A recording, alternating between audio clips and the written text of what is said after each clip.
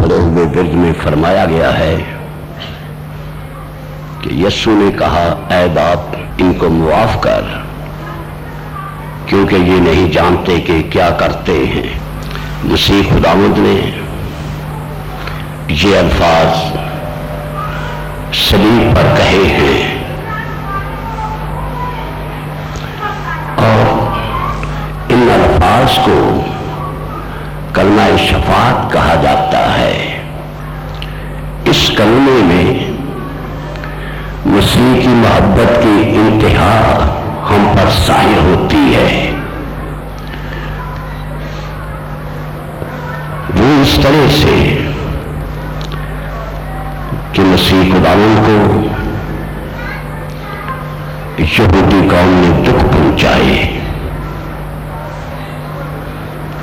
उसके अपने शागिर्दों में से एक शागिर्द ने उसे पकड़वाया, उसे गिरफ्तार करा दिया और सरदार काहिनों ने उसे गिरफ्तार करने के बाद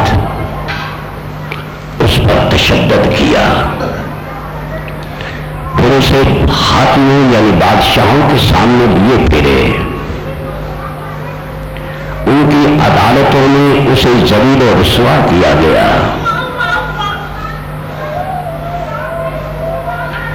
उसके सर पर कांटों का ताज पहनाया गया। तमस्खर की राह से उसे अरगवानी पोशाक पहनाई गई। उसके मुंह पर तमाचे मारे गए, थूका गया, कोड़े बरसाए गए। और जब ईद के मौका पर एक आदमी को छोड़ दिया जाता था तो पिलातुस ने लोगों से कहा कि मैंने तहकीक की है और मैं इसमें किसी तरह का कोई जुर्म नहीं पाता। इससे कोई ऐसा फेल साजिश नहीं हुआ जिसके नतीजे में इसे सजा दी जाए। लेकिन अगर तुम चाहते हो तो मैं इसे पिटवा कर छोड़ देता हूं। जैसा कि उनका दस्तूर था कि ईद के मौका पे यहूदी कौम की खुशनुदी की खातिर उनकी दरखास्त पर वो किसी एक कैदी को रिहा कर देता था। अब हाकिम वक्त कहता है कि मैं तुम्हारी खातिर मसीह को छोड़ देता हूं, तो वो कहने लगे, नहीं, इसे न छोड़ना, इसे मसलूब कर और तू हमारी खातिर बराबा को छोड़ दे। बराबा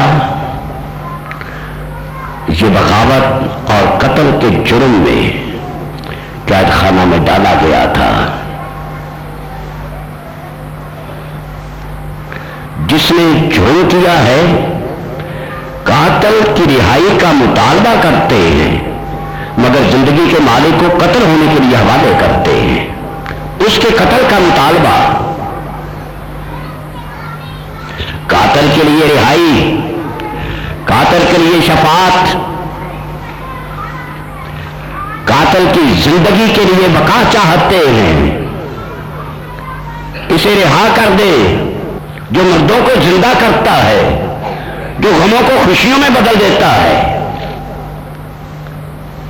उसके बारे में कहते हैं कि इसे मसलूब कर। सरदार काहिनों, फकीरों, फरीसियों और यहूदी कौम ने मसीह को रद्द किया।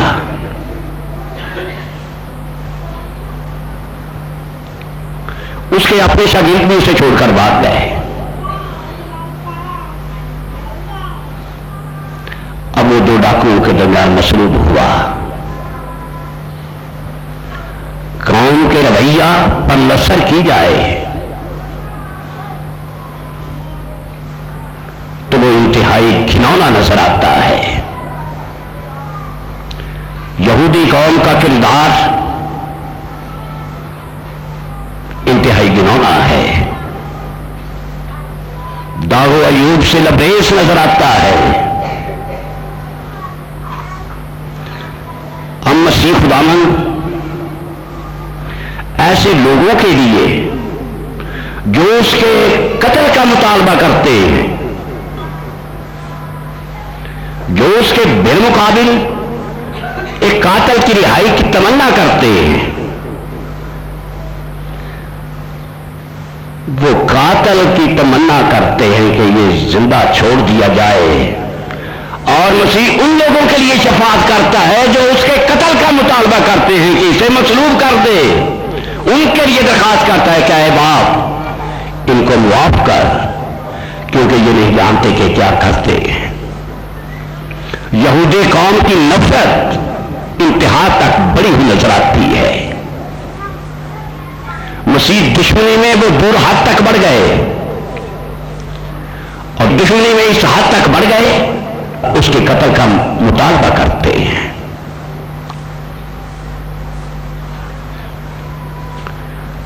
ऐसे ही एक और मकाम पे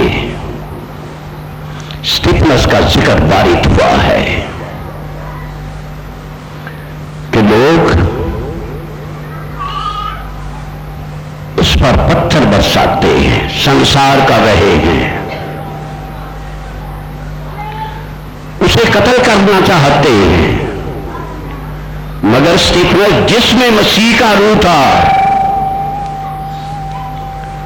वो उनकी शफाअत के लिए दुआ करता है, कहता है बाप ये गुनाह इनके जिम्मे ना लगा।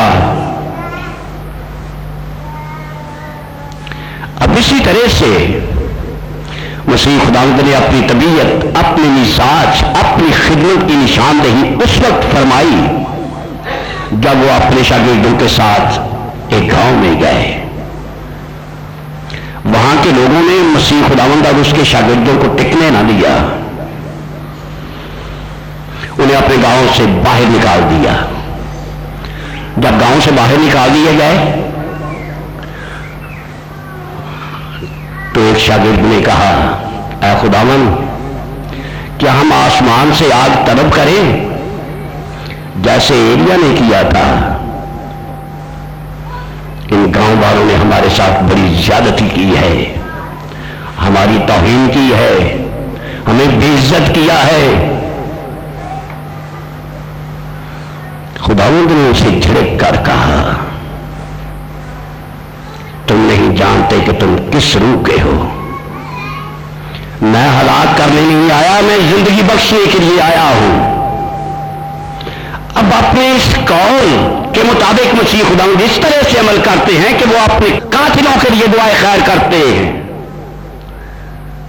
तशद्दुद करने वालों के लिए दुआए खैर करते हैं, जुल्म करने वालों के लिए दुआए खैर करते हैं। जैसे उनका जुल्म इंतहा तक पहुंचता है, उसकी मोहब्बत भी इंतहा तक जा पहुंचती है और इस तरह से मुखातिब होती है। बारगाह इलाही में क्या है, बाप इनको मुआफ कर, क्योंकि ये नहीं जानते कि क्या करते हैं। मसीह का रूह जिस इंसान की जिंदगी में भी होता है, वो इंसान किसी की हलाकत नहीं चाहता। किताब मुकद्दस में बयान किया गया है, जिक्र वारिद हुआ है पतरस के खत में कि खुदा किसी की हलाकत नहीं चाहता, बल्कि ये चाहता है कि सबकी तौबा तक नौबत पहुंचे। अब खुदा की इस तबीयत और खुदा की इस कौल की तकमील हमें इस मकाम पर नजर आती है कि मसीह खुदा किसी की भी हलाकत नहीं चाहते। डाकू जो उसके साथ मसलूब किए गए थे वो भी लान तान करते हैं, सिपाही हैं वो भी लान तान करते हैं, तमस्कर उड़ाते हैं, जो उस जगह पे मौजूद हैं वो भी तमस्कर उड़ाते हैं, तानो तशरीह करते हैं, और मसीह खुदा फिर भी उनके लिए दुआएं खैर करते हैं। शफाअत की गई, ऐ बाप इनको मुआफ कर, क्योंकि ये नहीं जानते कि क्या करते हैं। इंसान अपनी नादानी की हालत में बहुत कुछ कर गुजरता है, बेसोचे समझे बड़े आम फैसले कर बैठता है जो सब दफा गलत साबित होते हैं, जिनके नतीजे इंतहाई खतरनाक हो जाते हैं। अब इसी तरह से इन लोगों ने भी एक फैसला किया, इसे मसलूब किया जाए।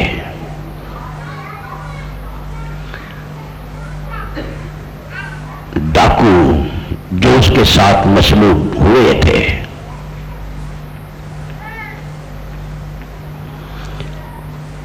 उनमें से एक डाकू दूसरे डाकू को, जो मसीह खुदावन पर आवाज़ें कस रहा था, तौहीन में इस कलमात से मुखातिब हो रहा था, उसे झिड़क कर कहता है कि हम तो अपने किए की वाजिबी सजा पा रहे हैं, मगर इसने कोई बेजा काम नहीं किया।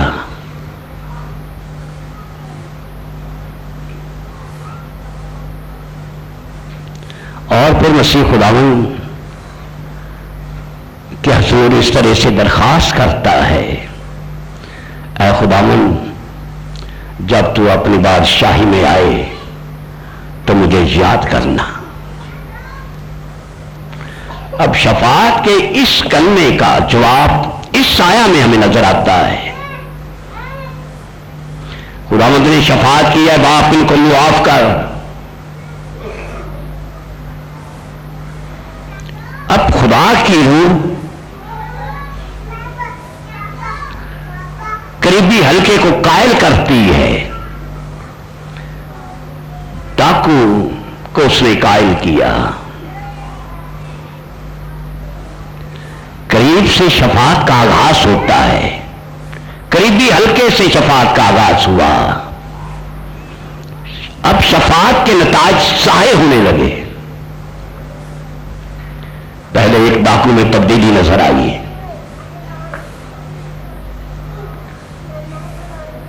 वो इकरार करता है, हमने तो बुरे काम किए और आपने किए कि हम वाजिबी सजा पा रहे हैं। हमारी सजा वाजिबी है, हमारे कामों के मुताबिक सजा है। हमने बगावत की, कत्ल किया, बेगुनाहों का खून बहाया। हमारी सजा वाजिबी है, खून का बदला खून, सजा वाजिबी है। मगर इसे कोई बुरा काम नहीं किया। मजहबी अदालतें उसे मुजरिम ठहराती हैं, हाकिम वक्त उसे मसलूब करता है। मगर एक ऐसा इंसान जो खुद मुजरिम है, मगर अदालत के फैसले पे अदम इत्तमादी का इजहार करता है कि जो फैसला किया गया है वो दुरुस्त नहीं है। उसने चैलेंज किया है अदालत के इस फैसले को।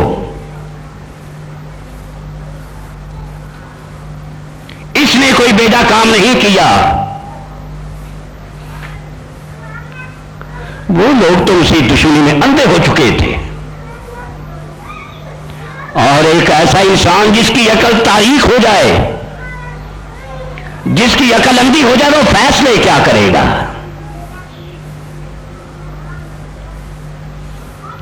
इंसाफ के कातिलों ने मसीह खुदावंद को मसलूब किया। लेकिन एक इंसान का कातिल कहता है, मैं खताकार हूं, मुझे मेरी सजा वाजिब भी मिल रही है, मुझे ये मिलनी चाहिए थी, मगर इसने कोई बेजा काम नहीं किया। ना हक किसे सिताया गया, ना हक किसे सजा दी गई है। तब मसीह खुदावंद की भी मोहब्बत उसके लिए जोश में आती है। किताब मुकद्दस में इस तरह से फरमाया गया है, उसने यानी यस्सु ने उससे कहा, मैं तुझसे सच कहता हूं कि आज ही तू मेरे साथ फिरदौस में होगा।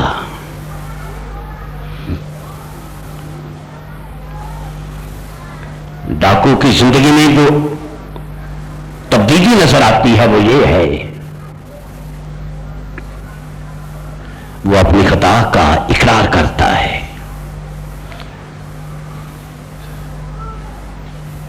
और फिर मसीह की रास्तबाजी का इकरार करता है। इसने कोई बेजा काम नहीं किया, मसीह की रास्तबाजी का इकरार किया और फिर उसकी बादशाहत का इकरार किया। उसकी आंखें खुल गई कि यही मसीह है। उसे बसीरत अता हुई, रोशनी हासिल हुई, हालांकि शरीर पर है। समझ गया कि ये मसीह है और इसकी बादशाहत यकीनी है। तब दरखास्त करता है कि खुदावंद जब तू अपनी बादशाही में आए, यकीन करता है कि ये फिर आएगा, इसकी बादशाहत भी आएगी। दुनियावी बादशाहतों ने इसे रद्द किया है, लेकिन इसकी बादशाहत वो यकीनी है, जरूर आएगी। तब वो दरखास्त करता है कि खुदावंद जब तू अपनी बादशाही में आए मुझे याद करना।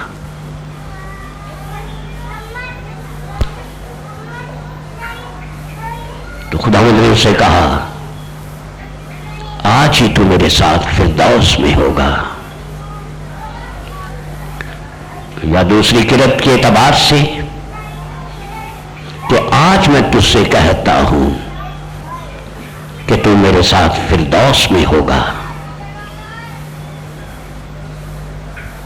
बहिश्त का वादा कर दिया गया। खुदावंद जो अपने कौल और अपने वादों में सच्चा है, उसने मसलूब होते हुए सबसे पहले डाकू को ये बशारत दी, तू फिरदौस में दाखिल होगा। तूने मेरी रास्तबाजी का इकरार किया है, मेरी बादशाहत का इकरार किया है और अपने खताकार होने से तूने इनकार नहीं किया। यकीनन तू मेरी बादशाही में दाखिल होगा। मैं तुझसे कहता हूं कि तू मेरे साथ फिरदौस में होगा, जन्नत में दाखिल कर दिया जाएगा।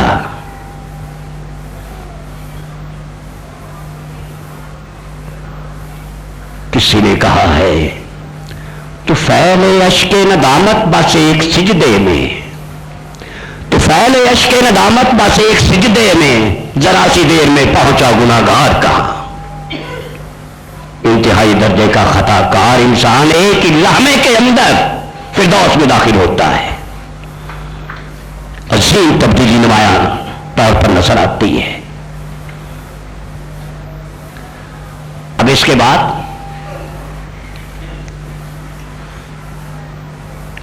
खुदावंद की नजर अपनी खानदानी जिंदगी पे पड़ती है।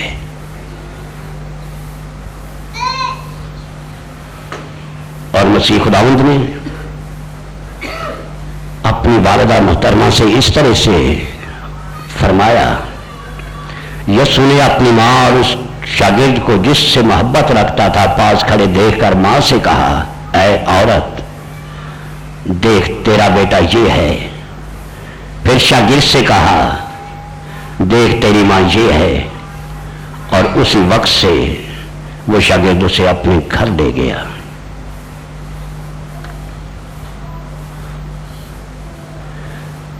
खानदानी जिम्मेदारियों का एहसास, वालिदैन की इज्जत, उनका एहतराम आखिरी सांस तक जारी रहता है।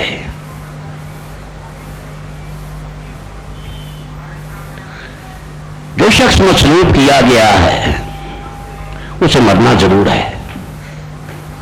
खुद मर जाए तो बेहतर, नहीं तो उसकी हड्डियां तोड़ दी जाती थी और वो मर जाता था। मसीह खुदा जानते हैं कि थोड़ी देर के बाद मेरी रूह बाप के हाथों में होगी।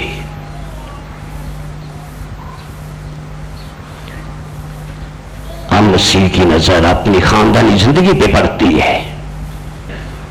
मुमकिन सा जिसका सहारा सिर्फ मसीह है, जो हमेशा खुदावंद के साथ ही रहे, उसकी कफालत का जिम्मा मसीह था।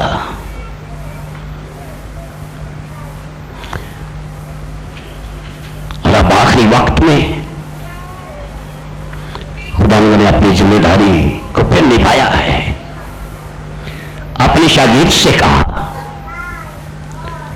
कि देख, ये तेरी मां है, वसीयत फरमाई है, और फिर अपनी वालिदा मोहतरमा से इस तरह से कहा, देख ये तेरा बेटा है। पहले भी वो एहतराम करता था, अब उन्हें एक नए रिश्ते में मुंसलिक कर दिया कि मैं तो अब तेरे पास नहीं रहूंगा, अब ये तेरा बेटा है।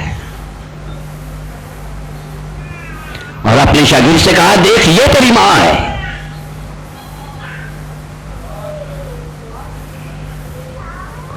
जायदाद तो थी नहीं, सरमाया नहीं था, उसके पास फकत प्यार था, इंसानों की बका थी। इस सबब से उसे अपने शागिर्द के हवाले किया। अब यह है कि हमारी जिम्मेदारियां वालिदैन के बारे में कैसी हैं और हम जिम्मेदारियों को किस हद तक निभाते हैं। अपने ही तौर पर फैसले करता है इंसान। किताब मुकद्दस में बयान किया गया है अपनी मां की और अपने बाप की इज्जत का। जितने अहकामात हैं, 10 हुक्म, उनमें से एक हुक्म ऐसा है जिसके साथ उसकी बरकत का भी ऐलान किया गया है। यही एक हुक्म है और इसके बारे में कहा गया है कि अगर तू अपने बाप और मां की इज्जत करेगा तो तेरी उम्र दराज होगी।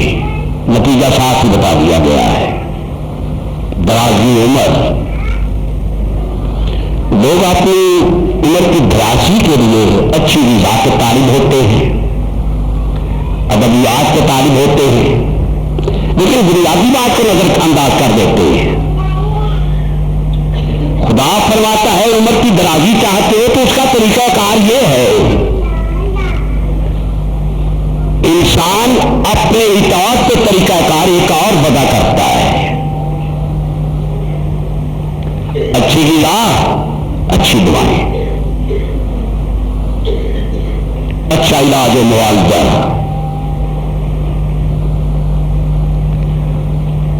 ये आदम और हव्वा की सोच इंसानों में भी उतर आई है। खुदा फरमाता है कि रूहानी तौर पर तरक्की करने के लिए इन्हें फल में से ना खाना, मगर हवा उस फल की खुशनुमाई देखकर बहक जाती है। वो जिंदगी की तलाश करती है नाफरमानी में। ऐसी सोच नस्ल इंसानी में पाई जाती है। लोग हैं कि मां बाप के नाफरमान, औलाद है कि मनमानी सीधी बसर करना पसंद करती है। शादी के बाद जिम्मेदारी का एहसास ही नहीं रहता। मैं अपने घर बार बहरा हो गया हूं, मेरे लिए बहुत मुश्किल है।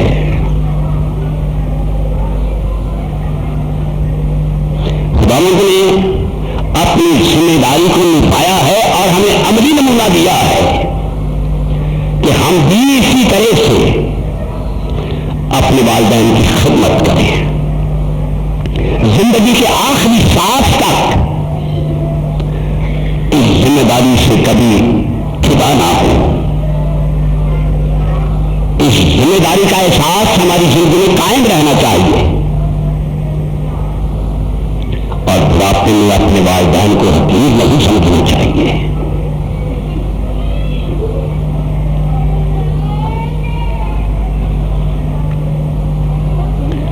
फिर फरमाया गया है कि तीसरे पहर के करीब यीशु ने बड़ी आवाज से चिल्ला कर कहा, एली एली लमा शबक्तनी, जिसका तर्जुमा इस तरह से है कि ऐ मेरे खुदा, ऐ मेरे खुदा, तूने मुझे क्यों छोड़ दिया।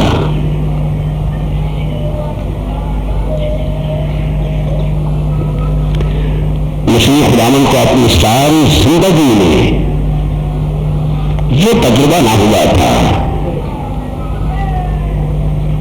कि अगर खुदा इंसान से जुदा हो जाए तो फिर इसका नतीजा क्या होता है।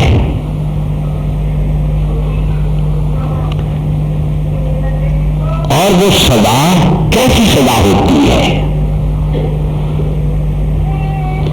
गुनाहगार इंसान की जब खुदावंद पनाह बना, वो इस तरह से कि खुदावंद ने फरमाया कि मैं अपनी जान फिदिये के तौर पर देता हूं। वो इंसानों की खताएं अपने ऊपर लिए हुए सभी पर चढ़ गया, जैसा कि पतरस के खत में बयान किया गया है कि वो हमारे गुनाहों को लेकर सभी पर चढ़ गया। अब जो सजा एक खताकार इंसान की होती है या होनी चाहिए, वो सजा खुदा ने बर्दाश्त की। और सबसे पहली बात ये है कि खुदा इंसान को छोड़ देगा। मेरे सामने से हमेशा की आग में चले जाओ। इससे मुराद ये है कि गुनहगार खुदा की हजूरी से खारिज कर दिया जाएगा। जैसे खुदा ताला ने आदम और हवा को अपनी हजूरी से खारिज किया, बाहर निकाल दिया, इसी तरह से खुदा हर गुनाहगार इंसान को, चाहे वो बड़ा है या छोटा है, अपने चेहरे के नूर से जुदा कर देगा। और जैसा किताब मुकद्दस में फरमाया गया है कि इन्हें बाहर फेंक दो जहां रोना और दांतों का पीसना है। खुदाकार इंसान को बाहर निकाल दिया जाएगा और उससे सजा के बंधनों में जकड़ दिया जाएगा। अब इसी तरह से उसी खुदा ने जब गुनाहगार इंसान की सजा बर्दाश्त की तो खुदा उससे जुदा हुआ। ये सजा कम नहीं है, बहुत बड़ी सजा है। और मसीह खुदा कभी खुदा से जुदा ना हुआ था, लेकिन जब जुदाई सामने आई फिर उसे पता चला कि जुदाई की आग कितनी बड़ी आग होती है। तमसीर में मसीह खुदा ने फरमाया कि लाजर नामी एक शख्स था, वो एक अमीर के दरवाजा पर डाला गया जो उसकी मेज से गिरे हुए टुकड़े से अपना पेट पालता था। वक्त गुजरता चला गया,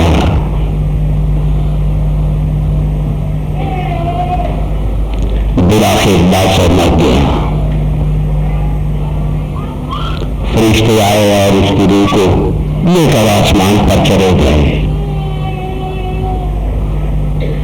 इसी तरह से अमीर भी हुआ।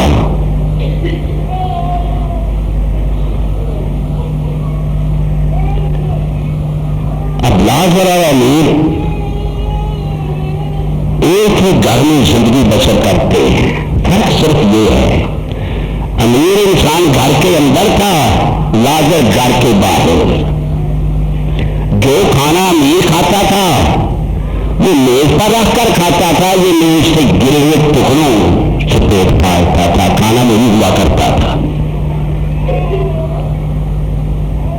वो इफरात से खाता है, खुशी मनाता है, और ये गिरे हुए टुकड़ों से पेट पालता है। बहुत करीब रहते हैं, एक घर के अंदर है, घर के बाहर, दोनों पे मौतबारी थी। अब एक फर्क दोनों के दरमियान वाकई होता है। जैसे जमीन पे दोनों के दरमियान फर्क ये है, एक घर के अंदर है, एक घर के बाहर। एक मेज पे आकर खाना खाता है, दूसरा मेज से गिरे हुए टुकड़ों से अपना पेट पालता है। अब मरने के बाद फर्क नुमाया होता है।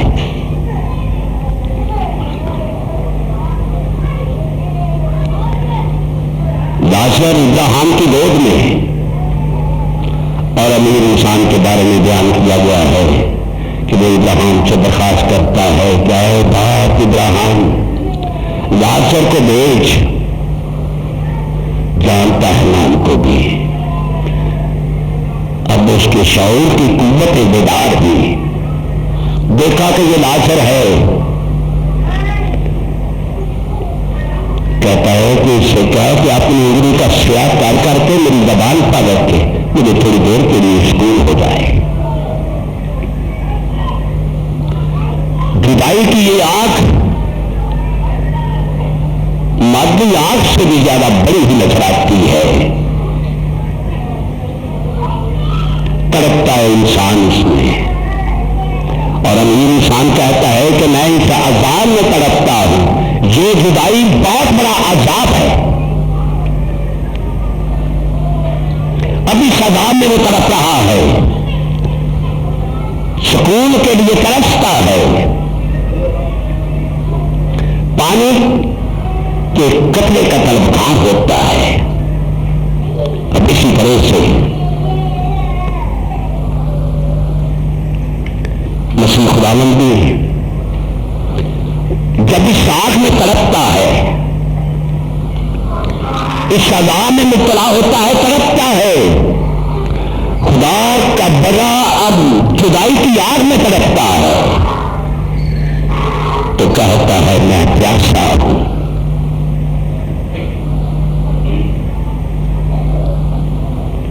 ये कलमा कि ऐ मेरे खुदा तूने मुझे क्यों छोड़ दिया, ये इस हकीकत को जाहिर करता है कि मसीह ने हमारी खातिर दुख बर्दाश्त किया। वो जो हमारे लिए मसलूब हुआ, हमारे लिए दुख भी बर्दाश्त करता है। ये दुख हमारा था। जैसे वो अमीर मुब्तला होकर तड़पता है, ऐसे ही हमें भी तड़पना होता है। लेकिन मसीह खुदावंद अहले ईमान के लिए खुद आंख में तड़पता है, हमारी सजा खुद बर्दाश्त करता है।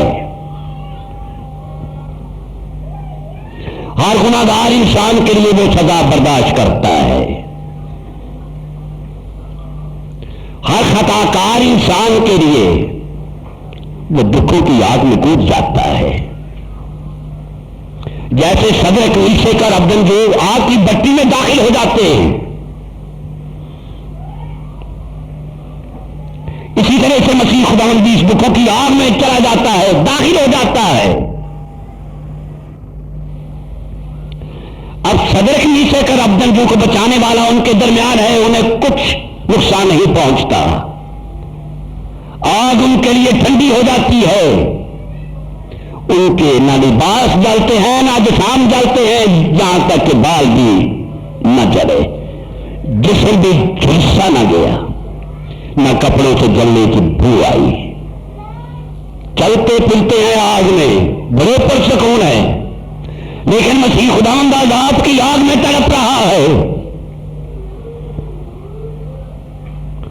खुदा ने अपना चेहरा उससे छुपा दिया। चेहरा छुपाया तो सूरज में भी रोशनी न रही। लिखा गया उन्हें बाहर अंधेरे में फेंक दो। सूरज तारीख हो गया, उस अंधेरे में दुख बर्दाश्त कर रहा है।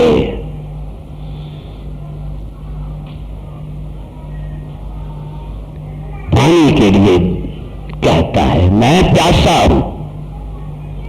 मसीह की मोहब्बत दुखों में तड़पती है, लेकिन हम कभी भी उसके लिए इस तरह से नहीं तड़प उठे।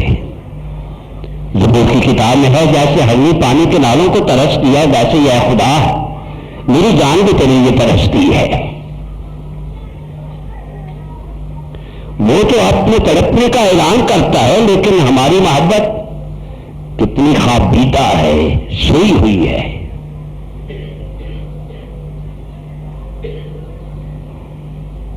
वो तो हमारे लिए जान देने तक भी वफादार रहा, लेकिन हमारी वफा, हम उसकी खातिर दुख बर्दाश्त करते ही नहीं। फरमाया गया है किताब मुकद्दस में, कोई रासबाज इंसान के लिए मुश्किल से अपनी जान देता है, लेकिन मसीह बेदीनों की खातिर हुआ। और लिखा गया है कि मसीह उस वक्त हमारे लिए हुआ जब हम बेदीन ही थे, जब हम दिल से उसके दुश्मन थे। और जैसे उसने दुश्मनों के लिए दुआ की, ऐ बाप उनको माफ कर, उसका ये सिलसिला हमारे लिए दराज हो गया है। जैसे मैंने अर्ज किया कि शफाअत का ये कलमा, उसकी तासीरें शफाअत की करने के मकाम के करीबी हल्के से जाहिर होती है, फिर दूर तक फैलती चली जाती है, और यहां तक कि ये जमीन के किनारों तक पहुंच गई है। यहूदी कौम तक बिलाकर पहुंची, कहलों की एक बड़ी ग्रेस दीन के तहत हो गई।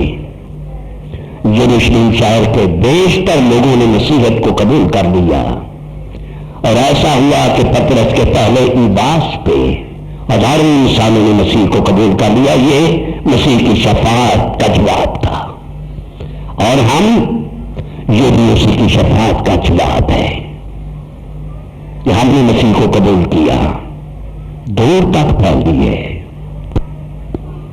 शफाअत की तासीरें जमीन की इंतहा तक जा पहुंची। अगर मसीह खुदावंद ये अल्फाज या ये शफाअत ना करते, ऐ बाप उनको माफ कर, हमारी सारी इबादत लाएगा चली जाती, हमारी हमदो सितायत हमें नहीं बचा सकते थे, ना हमारी दुआएं, ना हमारे रोजे, ना हमारी तिलावत, कोई चीज भी हमारा साथ ना देती।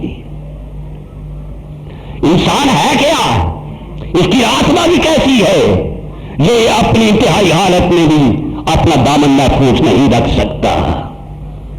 कुरान में लिखा गया है, जमीन पर कोई रातबाज इंसान ऐसा नहीं कि नेकी करे और खताओं से सरजद ना हो।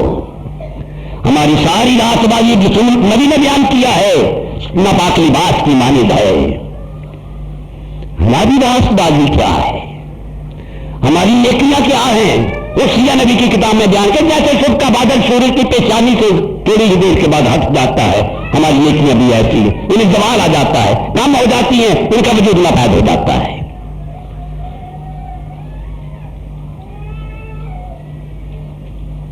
मसीह खुदावंद की ये शफाअत ज़मानों तक फैली हुई है। जो उसे दुख पहुंचाते हैं, जो उसे ज़लील और रुसवा करते हैं, जो तानो तशरीह करते हैं, दुनिया के चाहे किसी भी खित्ते में क्यों नहीं है, मसीह के लिए ऐसे ही दुआ करता है, बाप इनको मुआफ कर। और यही वो वजह है जिसके सबब से लोगों की जिंदगियां बदलती चली गई। ऐसे बदली कि आज दुनिया में सबसे ज्यादा तादाद मसीह के परस्तारों की है। अरबों इंसान उसके सामने झुकते हैं, अरबों इंसान उसके कदमों में अपनी पेशानियां झुका देते हैं। ये उसकी शफाअत के असरात हैं। और अब बयान किया गया है किताब मुकद्दस में, अब बच्चों गुनाह ना करो, लेकिन अगर किसी से गुनाह सरसद हो जाता है तो बाप के पास हमारा एक शफी मौजूद है, यानी मसीह खुदावंद। लिखा है एक मददगार, एक शफी, एक शफाअत करने वाला। और जब एक होता है तो उसके होते हुए किसी दूसरे की जरूरत ही बाकी नहीं रहती। वो ऐसा सरदार काहिल है जो हमारी शफाअत करता है। अब ये सरदार काहिल, इसके बारे में बयान किया गया है कि वो बैलों, बकरों और बछड़ों का खून लेकर नहीं, बल्कि अपना ही खून लेकर पाक मकान में एक ही बार दाखिल हुआ और अब भी खलासी कराई, जैसा कि इब्रानी के खत में बयान किया गया है। ये सरदार काहिल ऐसा है जो अपनी जान का फिदिया देता है बर्रा बनकर, जिसके बारे में यूहन्ना नबी बयान करता है, देखो ये खुदा का बर्रा है जो जहान का गुनाह उठा ले जाता है। चंद अफराद का जिक्र नहीं, पेश गोई की गई है, निशानदही की गई है, जहान का गुनाह उठा ले जाता है। जहान के गुनाह उठाए, जहान की सजाएं बर्दाश्त की, जहान के लिए शफाअत की। और इसी सबब से बयान किया गया है किताब मुकद्दस में कि खुदा ने जहान से ऐसी मोहब्बत रखी कि उसने अपना इकलौता बेटा बख्श दिया। मसीह की मोहब्बत चंद खानदानों तक महदूद नहीं है, इसका ताल्लुक जहानों के साथ है, पूरी नस्ल इंसानी के साथ, आदम से लेकर आखिरी इंसान तक जितने आदम से पैदा हुए हैं, सबके लिए फिदिया, सबके लिए शफाअत।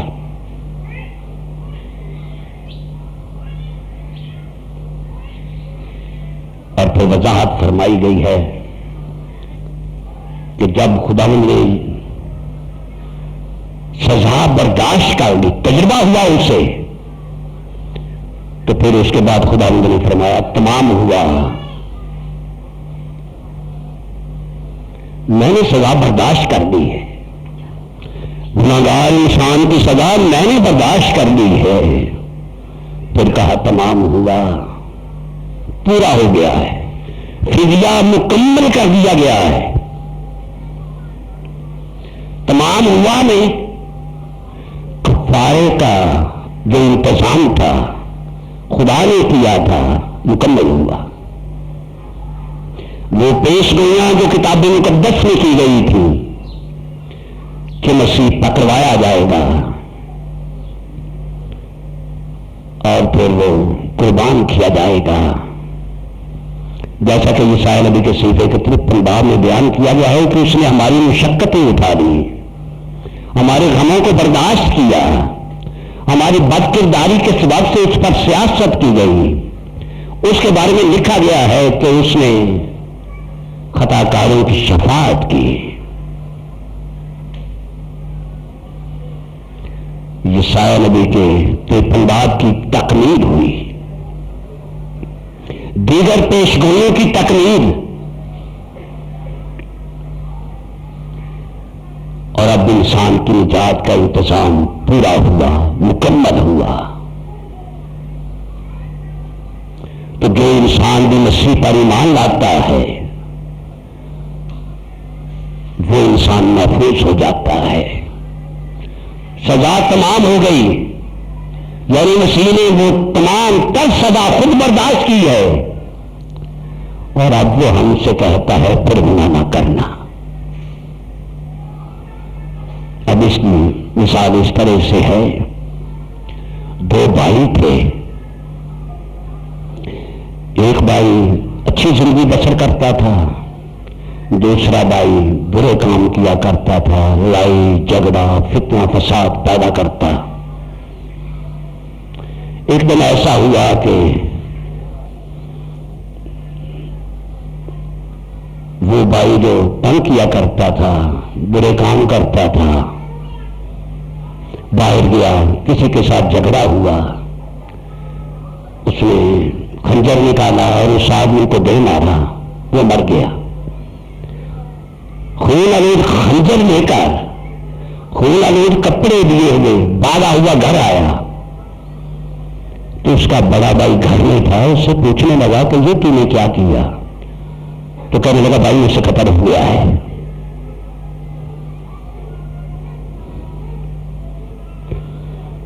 तो कहने लगा कि तू ऐसे का ये कपड़े उतार दे,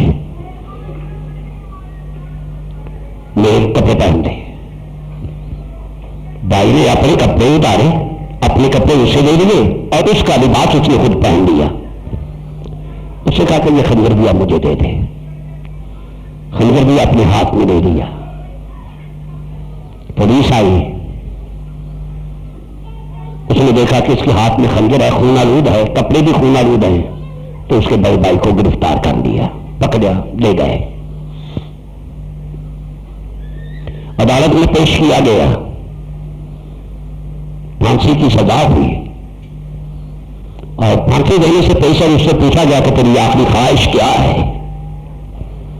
तो वो कहता है कि मेरा जो छोटा भाई है मुझसे मिलवाया जाए। पुलिस वाले गए और उसके छोटे भाई को ले आए। जब वो भाई करीब आया तो बड़े भाई ने कहा मेरे पास आ। बड़ा भाई उससे कहता है फिर कत्ल न करना, इसलिए कि अब तेरा और कोई भाई नहीं है।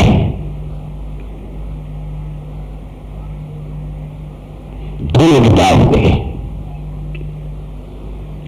वो अपने भाई की खातिर खुद फांसी के तख्ते पर चढ़ जाता है। अब इसी तरह से उसकी खुदावंद है,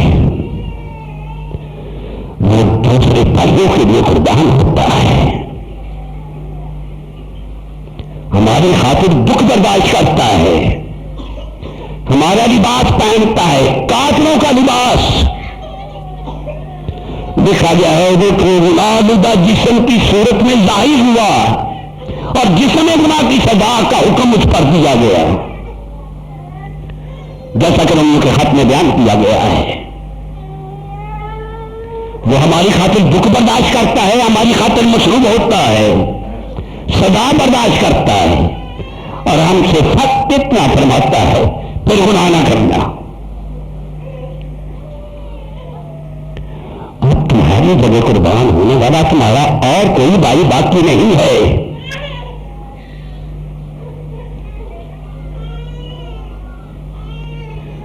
मसीह रहमत ने आखिर में कहा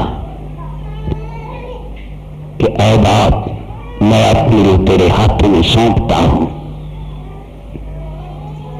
ये कहा और बड़ी आवाज से चिल्लाकर जान दे दी। मसीह खुदावंद जो इंसान की निजात के लिए इस दुनिया में आया, इंसानों की खातिर दुख बर्दाश्त करता है, जुल्म बर्दाश्त करता है,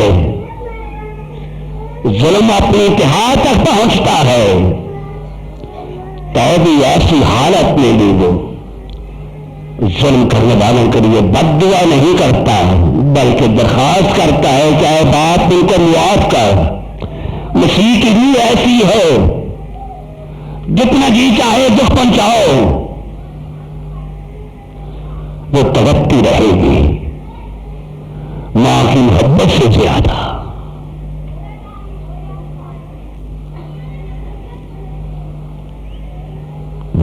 अल्लाह ना दुआ करता है, ऐ बाप इनको मुआफ कर। तो जिसे हम सब अपने खुदावंद की खातिर, जैसे उसने हमसे मोहब्बत रखी, उसकी वफा के सदके हम भी उससे वफा करें। जैसे उसने हमसे मोहब्बत रखी, हम भी उसके साथ वैसे ही मोहब्बत रखें। जैसे वो अपना प्यार हम पर जाहिर करता है, हम भी उसके साथ वैसे ही प्यार करें, क्योंकि वो प्यार करना जानता है और प्यार ही सिखाता है। तो जैसे उसने हमसे मोहब्बत रखी, उसने हुक्म दिया है कि हम भी एक दूसरे से ऐसे ही मोहब्बत रखें। और उसकी मोहब्बत ये है कि हम खुदा से मोहब्बत रखें और इसी तरह से इंसानों से मोहब्बत रखें।